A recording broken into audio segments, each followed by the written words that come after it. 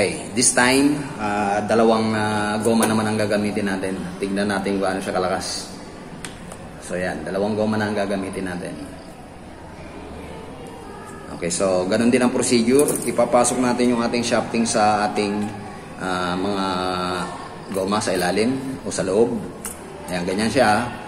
Ang mga goma ay ang shafting nasa loob na ng ating goma. Ayan.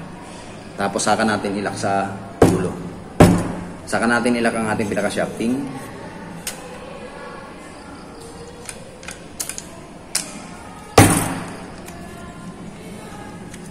Yan, nakalak na yan. Itong lugar na to, hindi na yan gagalaw. At saka sabi ko nga may stopper yan dyan sa ibabaw. Hindi na siya angat, hindi na siya matatanggal. Ang gagalaw na lang itong portion na ito, yan.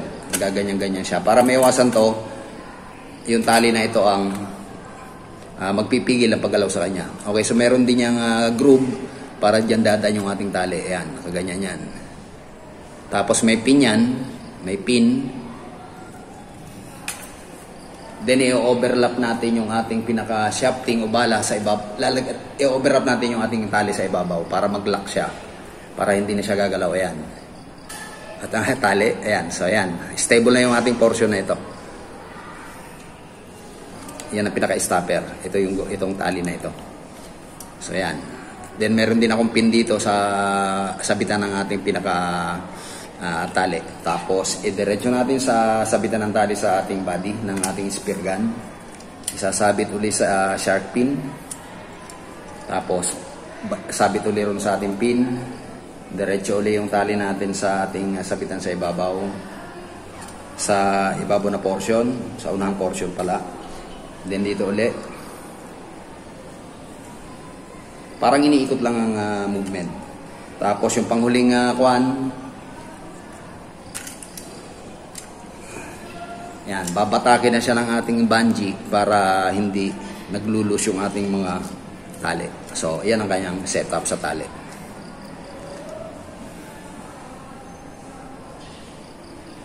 Kaya itong portion na ito, yung ating shafting, ay hindi nagagalaw yan. Para kung sumisisid ka o ilalagay mo sa tubig, hindi magbabago ng pwesto ang ating shafting. So this time, gaya na sabi ko, dalawang goma yung ating kakabit. So tignan nyo kung performance na ito. So ikakasana natin yung dalawang goma.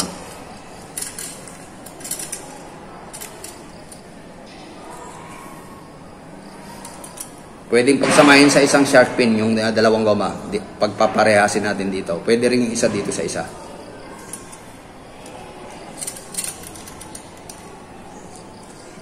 Okay, so ito ang kanyang final setup.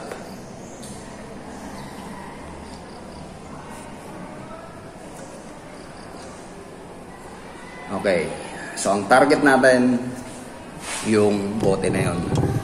Yun. Yung palagay natin na siya ay isang tilapia. Tignan natin kung makakatama siya. By the way, hindi pa ito masyado matulis. Kasi nga, for trial lang ito. Layo ko yung mga kulang-kulang 3 meters. Tingnan natin yung tatama kaya.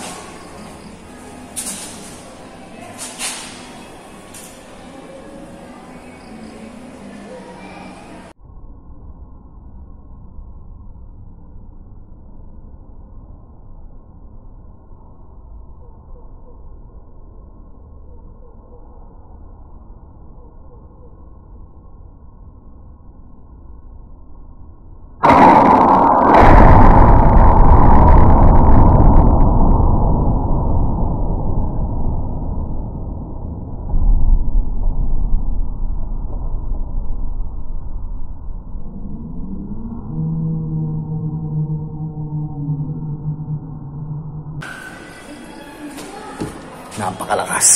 Sapol yung ating target. Yan, tagos na tagos siya. Okay, by the way, safe naman tong lugar ko rito kasi wala naman tao rito. Ako lang mag-isa. Yung tatamaan naman ay safe na bagay. Hindi masyadong tatalbog. Kaya kung magpa-practice kayo, yung walang katao-tao o safe na lugar. Tignan natin yung tama. So, ito yung kanyang tama. Tumagos sa ating plastic. kung tutuusin itong kuha na ito, maano ito eh, matigas itong ganitong klaseng plastic. Kaya pagka tinamaan lang, maaaring tumalbog. Pero kung isda yan, walang katalbog-talbog dyan. Bound din yung ating kuhan sa ating pinaka target na pangkalang sa ating target. So by the way, ulitin ko, ito ay white charcoal. Matigas ito. Maski martilyohin ito, hindi nyo mayuyupi ito. Okay, so tanggalin natin yung ating pinaka shafting. So yan, tagusan.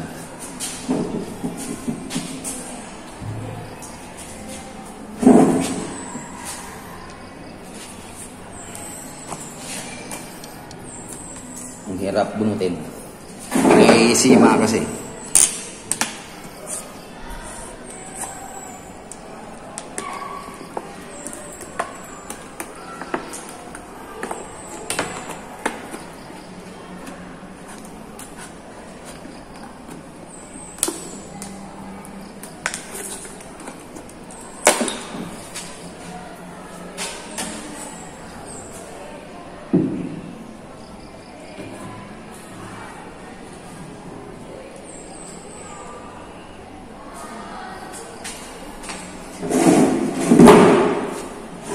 Okay, so nakita naman natin, walang problema. Hindi nasabit ang ating mga kuan, ang ating tali.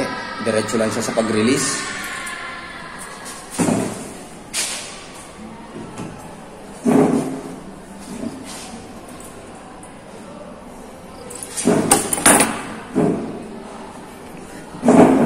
Kaya wala akong makitang problema na rito.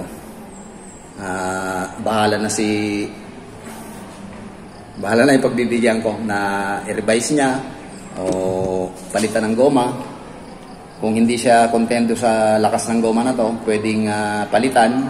Kung satisfied na siya, pwedeng ito na rin ang gamitin niyang goma. Kung satisfied na siya sa isang bala lang, okay rin. Kung gusto niyang isa lang, okay rin. Kung dalawa, bahala na siya. Okay, so ganito ang magiging setup. Okay, so isang testing pa tayo, isang goma naman ang gagamitin natin. Ito, bali magiging reserva na lang itong isang dito.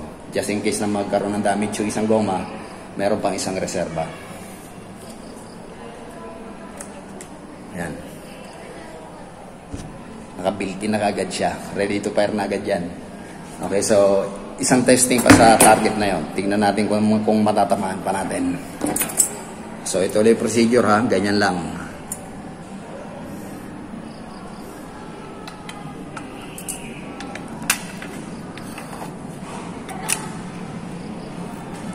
Tapos ilalak natin siya rito. Ayan, lock na yan. Hindi na mahugot yan. Okay, so ilalak naman natin yung ating unahang portion.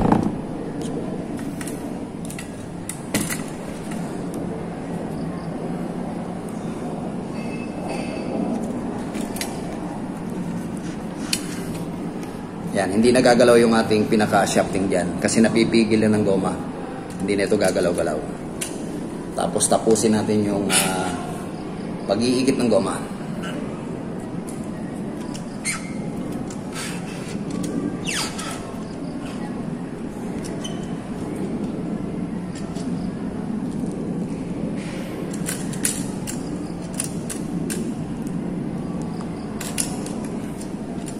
Okay.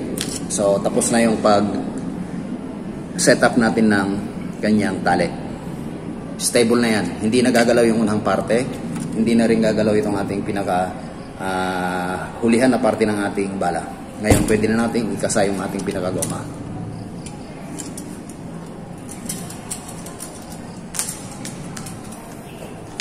Okay. So, kompleto na ang setup niya. Ready to fire na ito. Ito ay napaka-safe. Maski galaw-galawin nyo yan. Hindi na magre-release yan. Napaka-stable lang ating trigger mechanism. Okay, so isang na trial pa. Isang goma lang ang ginamit ko ngayon this time. Ang target yung yellow-green na plastic.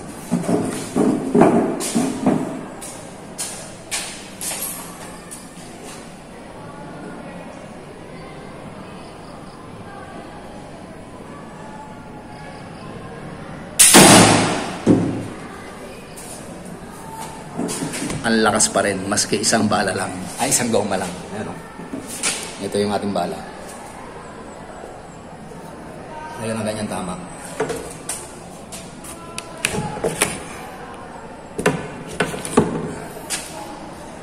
Sapul na sapul pa rin siya. Okay, so kung mga isda-isda lang, itong ng plastic, tagusan, isda pa kaya. Okay, kaya lang hindi dumidiretso kasi may stopper tayo ron na na white charcoal. Kung wala, tagus-tagus ito maigi. Okay, so ito ang kaya tama.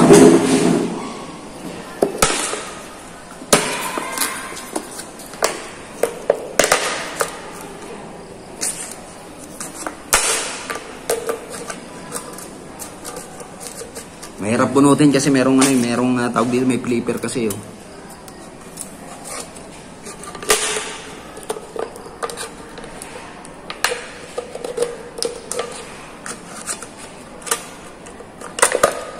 Okay, tanggal din natin.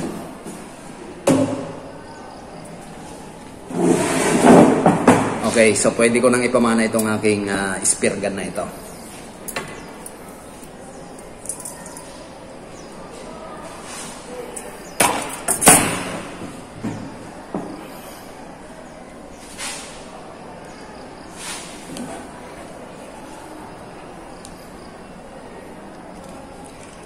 Okay, so nakita natin na walang problema. Pag nag-release siya ng tali ay hindi pumupulupot. Ayos lang ang kanyang pagre-release. At lagi tayong nakakabulsay. I mean, tumatama sa ating target.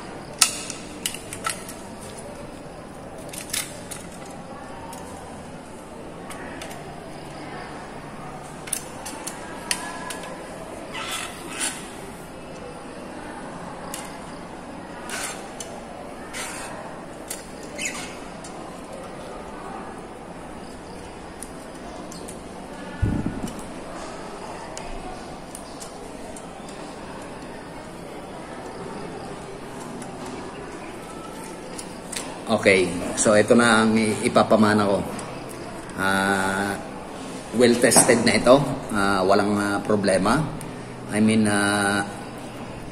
hindi nagkakaroon ng problema kapag nagre-release tayo. Hindi sumasabit ang ating tali, hindi nagbubuhol-buhol.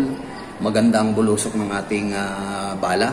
Pwede sa isang goma, pwede sa dalawang goma. Anyway, maraming klase ng goma. Marami akong klaseng goma doon. Merong mas makapal dito, may mas manipis pa rito. Depende na kung anong ilalagay natin dito na goma. Kung saan tayo titira. Kung pang malaliman, bahala na kayo kung kakapalan nyo ang goma rito. Madali naman itong palitan. Madaling tanggalin, madaling palitan. So nasa inyo na yan kung paanong diskarte ang gagawin niyo. Pwedeng isang goma lang, pwedeng dalawang goma. So ito ang aking 50 cm na spear gun. O parang ahas ang design sa ating body. Okay, hindi ko na ito ipininis na maigi. Binarnisan ko lang ito rito. Barnis ang ating dito sa portion na to. Tapos nilagyan ko lang ng kaunting design. Yan. Okay, so pwede na itong ipamana. Safe na safe ito. Maski siya ay nakakasa, hindi yan basta-basta kakalas. Napaka-stable ng trigger mechanism na ginawa ko rito. Ang trigger mechanism na ginawa ko rito ay hammer type. So, etong spear gun na ito, kampante na ako na ipamana ito sa'yo. Kasi alam ko, kailangan mo to. Sabi mo nga, magsisimula ang bear para sa pamamana ng mga alimasag. Sana magkasama tayo na mamana ng alimasag. Gusto kong maranasan yun, yung mamamana tayo ng alimasag. By the way, meron pa ako extra gagawin para sa akin naman. Ito, ibibigay ko lang sa ito ng libre. Para sa iyo talaga to. Okay, so hanggang dito na lamang muna uli. Sana yung iba dyan ay masubaybayan ninyo o makita nyo ang iba ko pang adventure o yung mga ginagawa ko rito. Pwede namang gayahin ito eh. Walang problema. Napakasimple lang na ito. O, ganyan ang aking ginawang pinaka-flipper sa kanya. Hindi yan nakalagay sa gitna para hindi nababaluktot ito. Okay, so by the way, ang design ko na ito, kaya ako ito ibibigay kasi yung naging kabarkada ko, naging kaibigan ko, namamana siya ng mga alimango. Kung tutusin, maski wala na itong tali. Pero nilagyan ko pa rin para just in case na masyadong malalim o malalim ang bibirahin, nasa mataas na parte siya o portion, pwede siyang tumira. Maski hindi siya tumira ng tutukan. Pwede siyang tumira ng malayuan. Gaya ng ganung kalayo. Pagka ganung kalayo, tumatama nga eh. Ano pa yung tutukan? Okay, so ito ay ipapamana ko na sa dapat pagbigyan. Sana nagustuhan ninyo ang performance ng aking 50 cm na spear gun. Design ito para sa mga pang-alimango. Yun ang gusto niya eh. So hindi niya alam na bibigyan ko siya. Magugulat na lang siya pag ito ay inabot ko na sa kanya sa susunod na pagbisita ko sa kanya. So thank you so much sa mga sumusubaybay sa aking channel. At sana may napupulot kayong idea kung paano magawa ng ganitong klase mga pana o spear gun. Okay, so grinder lang ang ginamit kong pang forma dyan sa mga yan. Kayang-kaya naman. Sa tiyaga-tiyaga lang. Grinder, kikil at saka liha, makakabuo na ng ganitong spear gun. Okay, so hanggang dito na lamang muna ulit. Maraming salamat sa pagsama. At sana ay abangan nyo pa yung susunod na gagawin ko. Until then.